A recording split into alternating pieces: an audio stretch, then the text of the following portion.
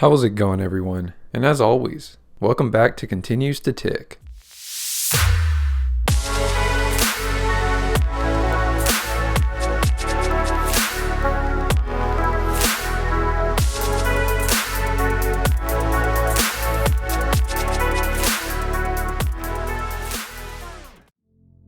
So how has the beginning of 2022 treated you? Are you so far where you thought you'd be?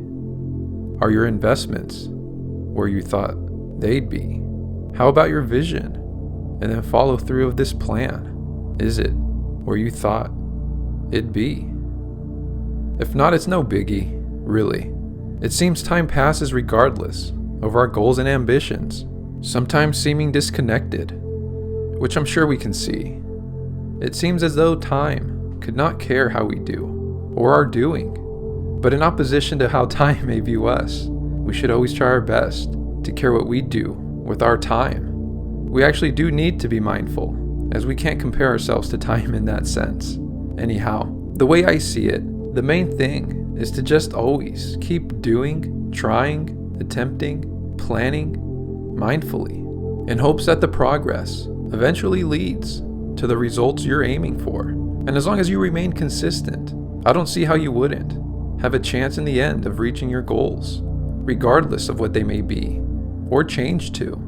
Now, I'm not saying start trying to achieve being an NBA player at 33 years old, but I hope the point still stands. Sorry to crush all those NBA dreams for everybody. No, actually I'm just projecting here. That actually was my reality, except back in high school, when I decided to actually stop playing too, snapping my consistency. So of course, I didn't make it. But the one thing I will say that matters most will always be, first, a thoughtful plan to begin with, and second, consistency. Combine these and you have a strong recipe to achieve goals with. But in saying this, what I'm trying to eventually get at is that the things we want in life, we do have some control over. They may just ultimately take time to achieve, as long as the pieces are in place. Just be patient. Just like all our dividend portfolios, for example. Unless you've been an abnormally great trader lately, the markets have been where they have consistently been, what seems to be since the start of this year, down in the Red Sea. So I wouldn't be surprised if, just like me, you've been socked in the face a bit here. Not a pleasant feeling for sure. And I'm really starting to think that if it weren't for my continual funnel of weekly deposits, my portfolio would really be decreasing in size. But actually, it is. So I guess never mind to that point. But in hindsight, as I know, how many of you feel about the Red Sea? I hope you've been able to truly take advantage of what appears to be an ongoing sale for weeks now. I continue with my weekly deposit, but hopefully you've been gutsy enough to take advantage. It's not easy.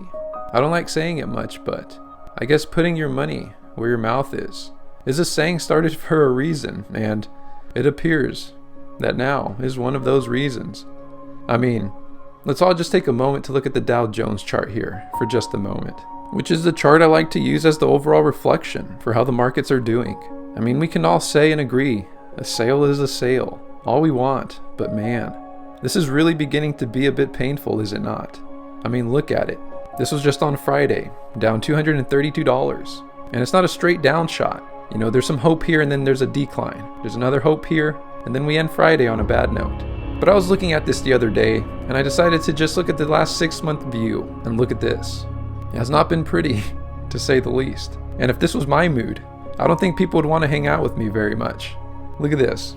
We got an increase of $460. From here, we have a decrease of $1,390. We got an increase to the highest point here of $2,500. And then from here, we go down to the bottom, minus $2,400. And again, we go up $1,900.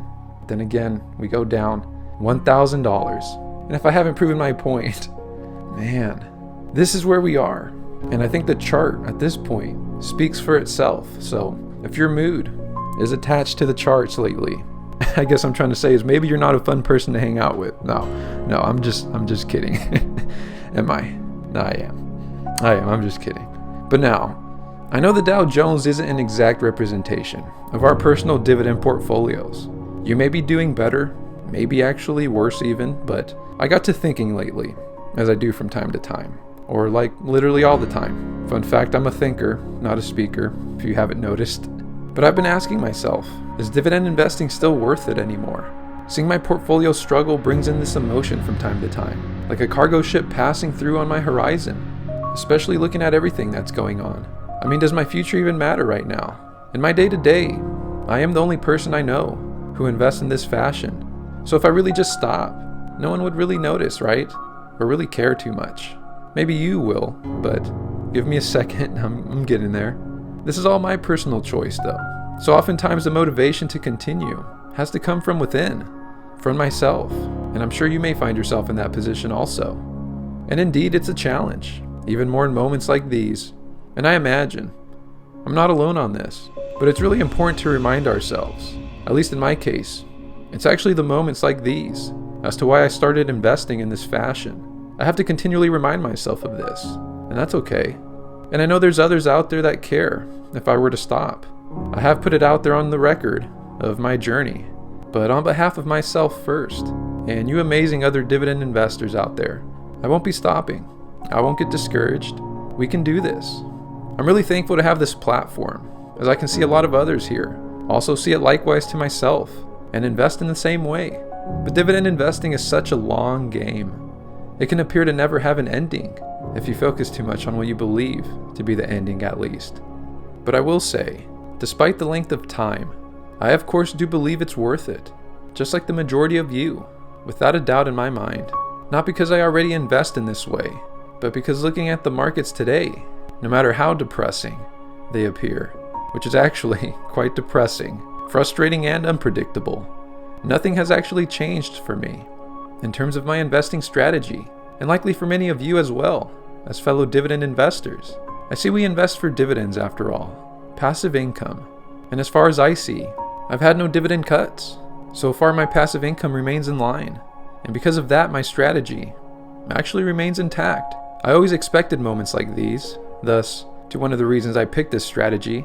So here we are. I guess in an odd way we can say we're actually prepared. Our portfolios are taking individual stock hits, sure, but the bulletproof portfolio carries us through in the form of payments of dividends.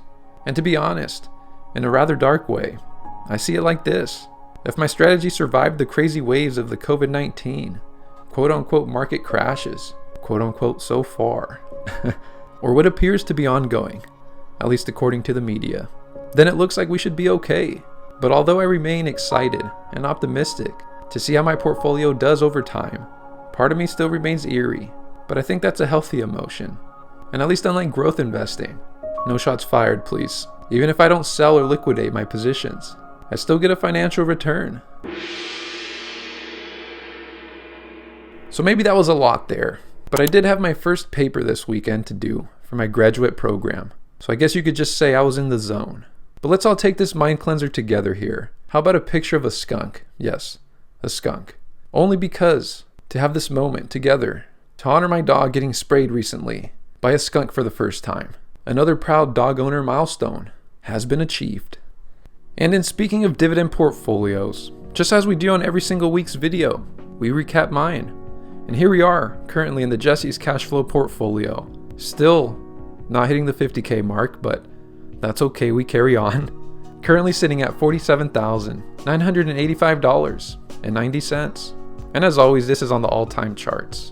And if you take a closer look here, you can say our return is actually decreasing, but that's because we've just been taking hits and hits and hits. Our current return is 28.25% for the portfolio, which equates to a total portfolio gain of $5,818.79.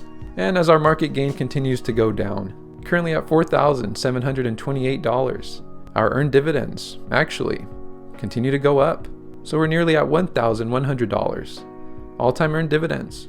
And just to show you the hemorrhage, because I think that's the type of mood that I'm in, here's our last week's performance, down 0.96% and down overall of $464.15. And in line with that, here's our last month's performance, down 3.56%, which equates a loss of $1,731.50.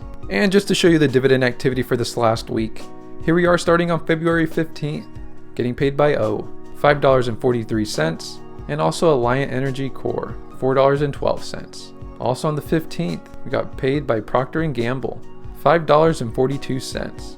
And then here we are on February 16th with our systematic game plan of investing $500 every single week. I know I say that with ease, but there's not a day that goes by where I don't recognize how fortunate, I really am to be able to go at this pace. So it goes without saying sometimes. But also on this day, we had the funnel with what appears to be a snowball of $16.84. And that's going to be it for this week's video.